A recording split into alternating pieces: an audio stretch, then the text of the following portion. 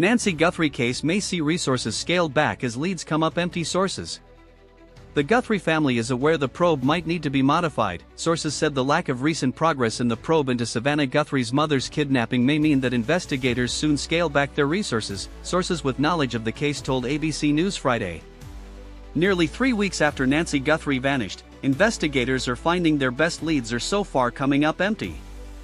Partial DNA recovered at the home is, for the moment, unidentified. Technology companies and the FBI have recovered no additional video from her home security system, and investigators have been unable to associate a vehicle with her abduction, law enforcement sources told ABC News. Right now, there are 400 investigators assigned to the case, operating 247, the Sheriff's Department has said. Given the seemingly sluggish progress, investigators believe the case would soon have to move into a new phase with fewer dedicated resources but a small task force focused on it long term, the sources said. The Guthrie family is aware that the investigation might need to be transitioned and has been briefed on the fact that certain leads have not been panning out, the sources said. It has been over 2 weeks, and, in these types of investigations, you have to at one point move on to a long-term sustainable level of manpower, said ABC News contributor Rich Frankel, who oversaw hostage negotiations in the FBI. It is not a closed case. In a statement, the Pima County Sheriffs Department said this remains an active investigation.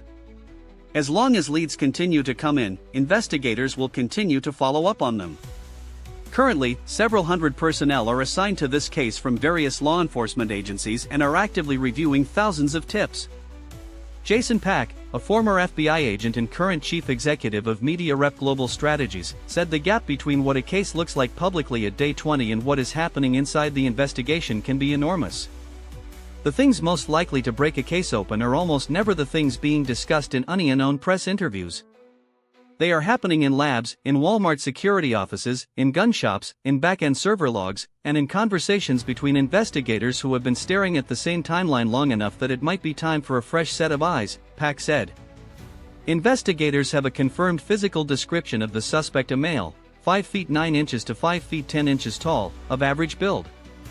They have traceable items, most significantly the 25-liter Ozark Trail Hiker Pack sold exclusively at Walmart.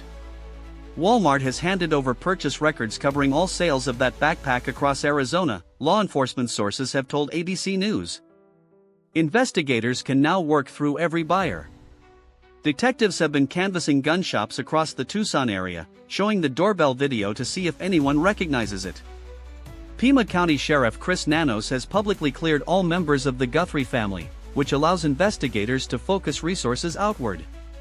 The partial DNA recovered from inside Guthrie's residence is currently being analyzed at a private out-of-state lab. Separating individual DNA profiles from a biological mixture is painstaking, precise work. When the private lab finishes, those completed DNA profiles go back to the Pima County Sheriff's Department. From there, the FBI could input the profiles into its national database of offenders. The Sheriff's Department has also said it is exploring options for investigative genetic genealogy. The rewards for information leading to Nancy Guthrie or her captor now total more than $200,000. ABC News' Ivan Pereira contributed to this report. You have reached the end of our in-depth report. For more deep dives into global affairs and breaking news updates, please subscribe to Neuron News Global and enable all notifications. Stay informed, stay ahead. See you in the next broadcast.